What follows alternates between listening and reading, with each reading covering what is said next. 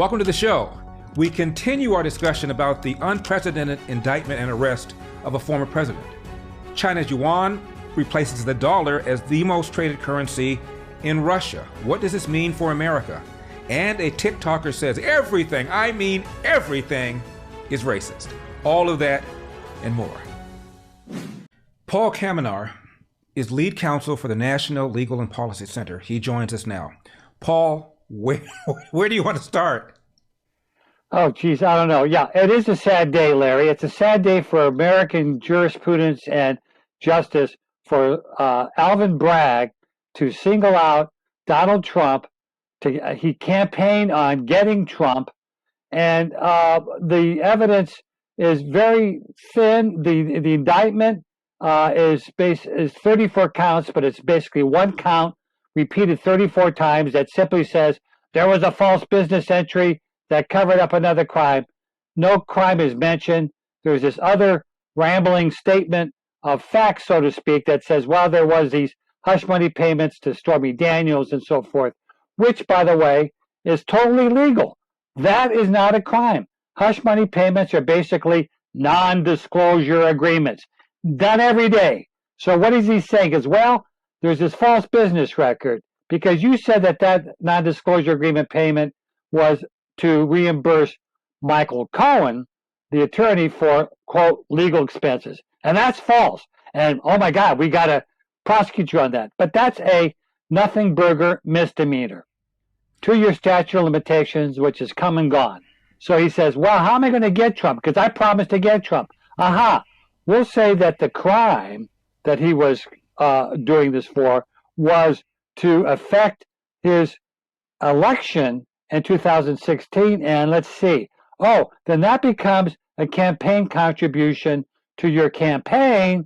And you did, that's illegal because you can't accept that kind of in-kind contribution. There's all kinds of things wrong with that. Number one, Alvin Bragg has no jurisdiction over federal election campaign law. And as one of the clips showed with Andrew McBride, and you said the Federal Election Commission and the Justice Department looked at this so-called federal crime, which only they have jurisdiction over, and they didn't file charges.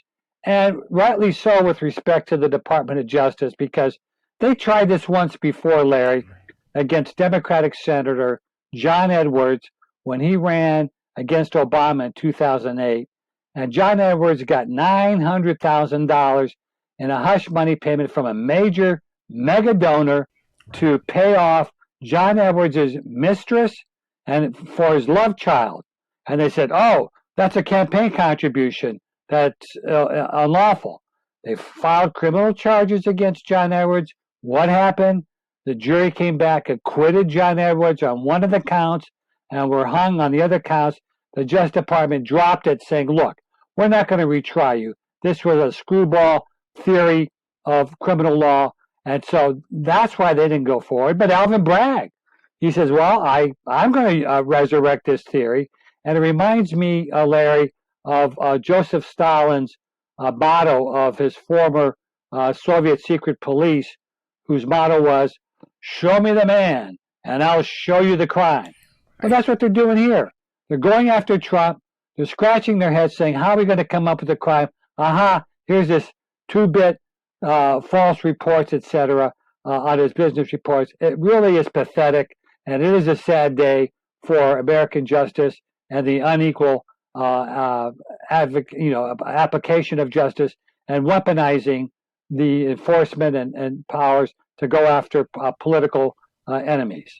Paul, even if you could argue the violation of the federal statute, you're talking about 5 years. It's still too late. There's a 2-year for the misdemeanor and a 5-year for the. It's still too late. Well, yeah, but here's what I think they're going to do. They're probably going to pull a fast one because the last payment that Trump made, the check, was in December 2017. And you'll say, well, wait a minute, Paul. 5 years is December 2022, and here it is, April 23. Right. So hasn't the 5 years passed? I agree, but they may pull a rabbit out of the hat saying, aha, wait a minute. Governor Andrew Cuomo, back during COVID, had a 7-month hiatus for statute of limitations due to COVID. So they may pull that trick and try to say the statute hasn't run yet.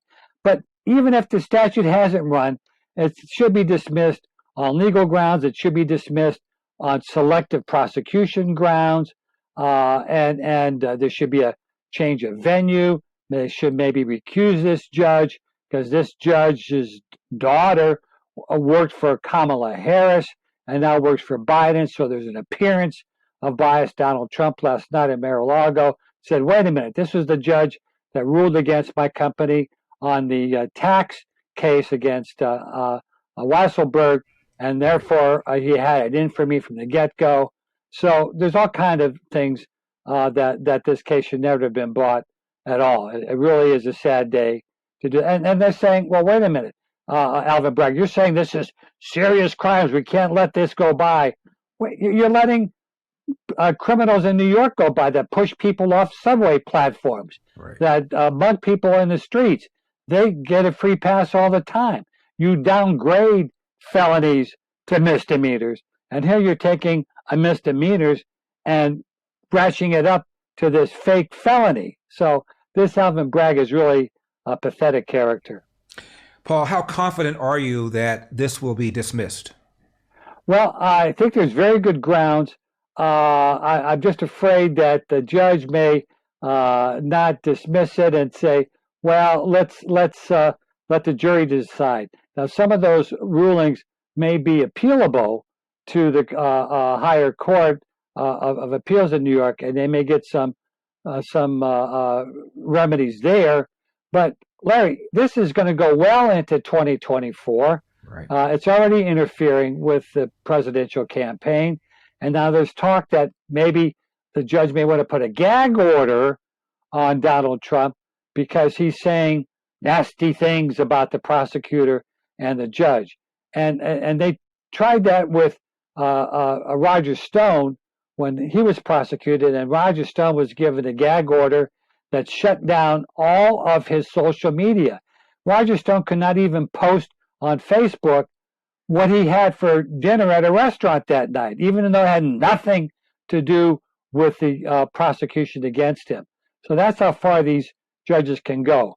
But I think so far the judge has not imposed a gag order. He did kind of admonish both sides to kind of cool it with the rhetoric.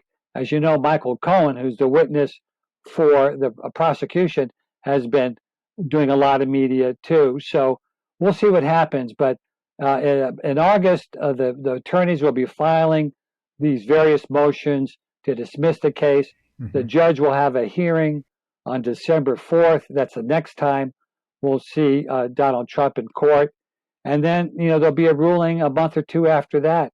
And then a trial if he rules against Donald Trump after that. So it's obviously interfered with the election, although it may backfire because, Larry, there's Donald Trump's base is being emboldened. He's raising money on it. Right. His supporters have increased. So I think what may be going on here may be something Machiavellian by the Democrats saying, let's go after Trump. He'll win the primary because his base is emboldened now. And great, he'll be the nominee. And we think we can knock him off better with Biden than if somebody else like DeSantis would be the nominee. So every which way you look at that, this is really a political persecution going on.